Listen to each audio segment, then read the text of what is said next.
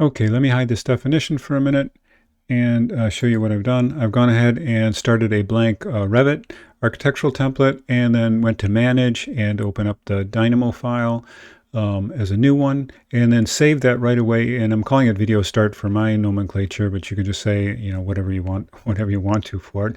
But remember to give it a name and save it right away and think consistently about saving, because we know that a lot of times with these kind of manipulations, our program will crash, and I want you to have as much work saved as possible.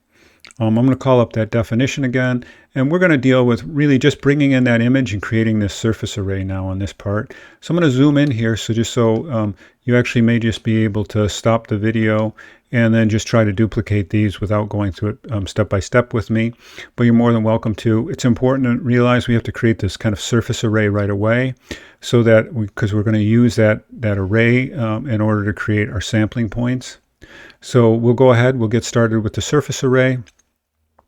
And I may not put an integer slider, I might just put a number in there and do that a little bit differently, but just to keep things lively.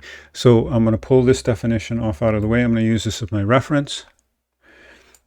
And we're going to go ahead and right away I'm going to right click. I'm going to get on right screen. I'm going to right click and call number. And I'm doing this instead of that slider I said. And I'm going to put 63 in.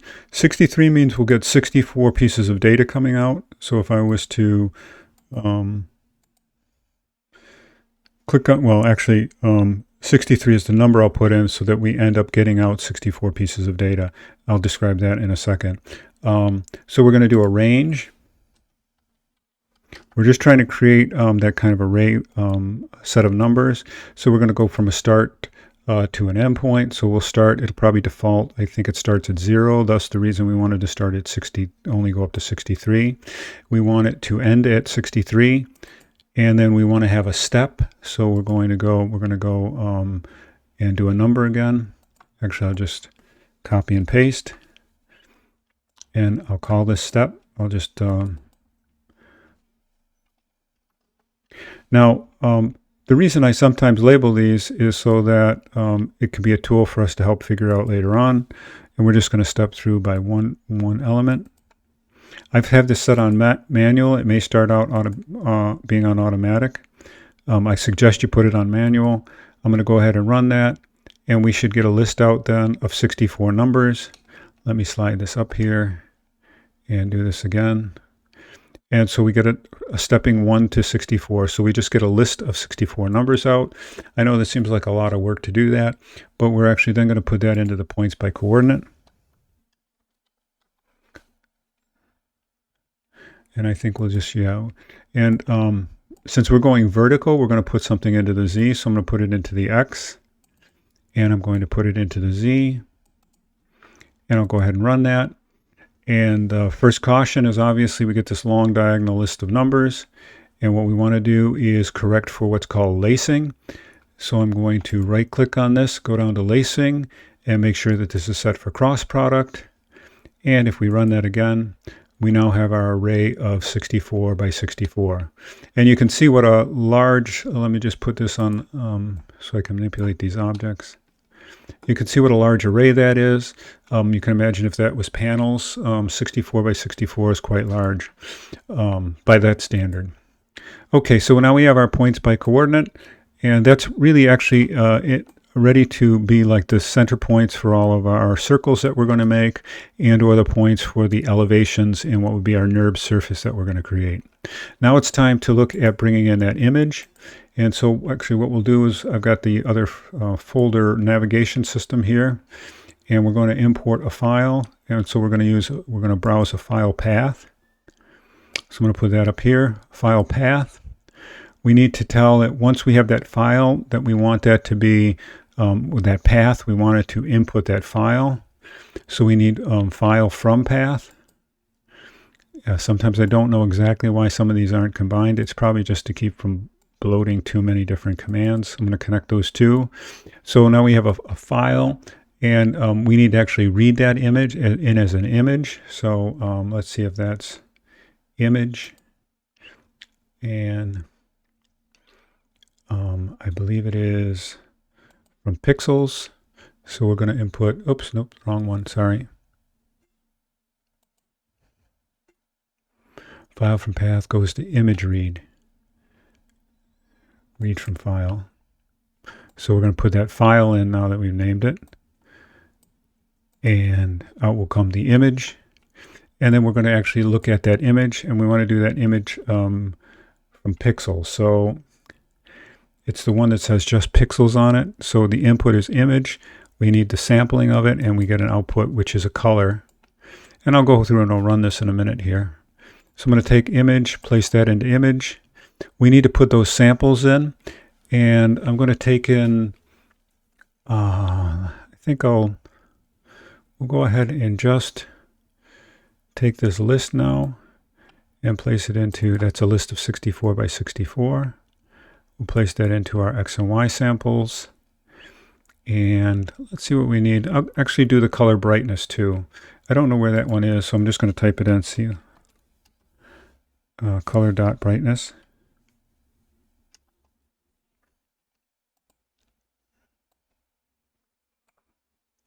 I'm going to plug the colors in, and I'm going to go ahead and run that. Oh, I forgot to input a file. So what I'm going to do is actually, I'm going to write a note for myself right now to input the file that I'm going to put on Blackboard for you, and I'll go ahead and I'll import that in from my my desktop right now. So I'm going to go to Browse, and like I said, I'm going to put this up on the website so you have this as your first reference image. Obviously, you'll want to change it, but I'm going to open that up. So now I have a black and white 64 by 64 pixel image. I'm going to go ahead and run that again. And we're still getting an error here. I don't know, let's see what this error says. Positive and width and parameter name X. So actually I'll just hit pause and I'll try to troubleshoot that without running the video time. Okay, so actually what I did wrong was I forgot that I'm putting in this range. I had it coming from the list. I really need to actually it only needs to be 64 samples by 64 samples. So I'm going to make a code block. And you'll notice I disconnected the X and Y from that input because I was putting in a list of 64 numbers by 64 numbers, so the data was getting really huge. So I'm going to do a code block. I'm going to put a little formula in. We could actually just put 64 in, but this allows us to change these slider numbers for number and step. So I'm going to do X. Hold on just a second here. I want to make sure I get this right. X plus 1, obviously to get us back to 64. And then I'm going to divide it by step and hit return on that. Oops.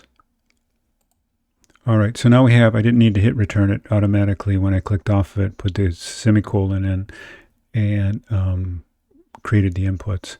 So I'm going to take the X is the 63, and then the amount of steps that we're going through. We could be skipping numbers if we wanted to sample over a wider range or spread our coordinates out.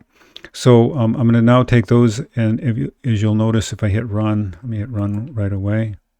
We're going to still get some errors there, but I'm trying to get this show the data. And now we have the number 64 coming out. So it seems like a lot of work to get the number 64 out, but that allows us to change the one number here and have it change up there properly. So I'm going to put this in now as the samples,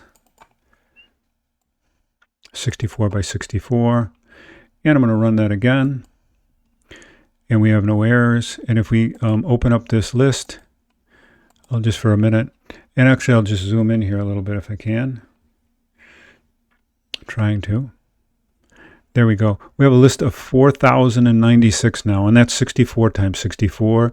And all of the samples off of that image have created new values for lightness and darkness. You'll also notice that the list is a list of lists. So it's got 64 lists of 64. And so that might be an issue about whether we want to actually flatten that later on or not. I'm not going to deal with that right away. it doesn't appear like it's been a problem in the past, so I'll leave that alone. I'm going to unpin this so this will disappear again. And now the only thing I want to do, and this is actually nothing that you would actually understand to do unless you'd gone through and run the image. I'm going to do a transpose of that, a list transpose. And the reason is because the image is at 90 degrees, and when I transpose this, it makes the image look correct. And if we don't do that now, it'll be confusing to you later on as we go ahead. Okay, so one thing I want to do is let's go ahead and do some house cleaning right now. So I'm going to go ahead and grab this, select that whole group, make a group out of it, and edit it. I'll call it image processing. Oops.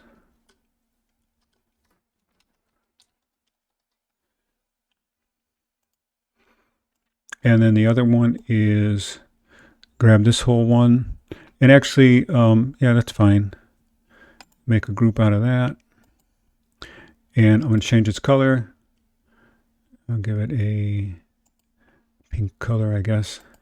Not that I like that.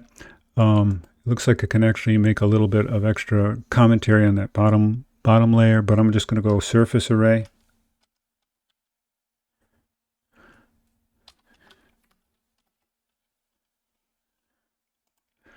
All right, so that sets us up with the start of the two things that we needed to create. I'm going to keep that there, I guess. I'm always wanting the lines not to look so tangled. All right, so next we'll pick up kind of transposing these things into actual parts of the image.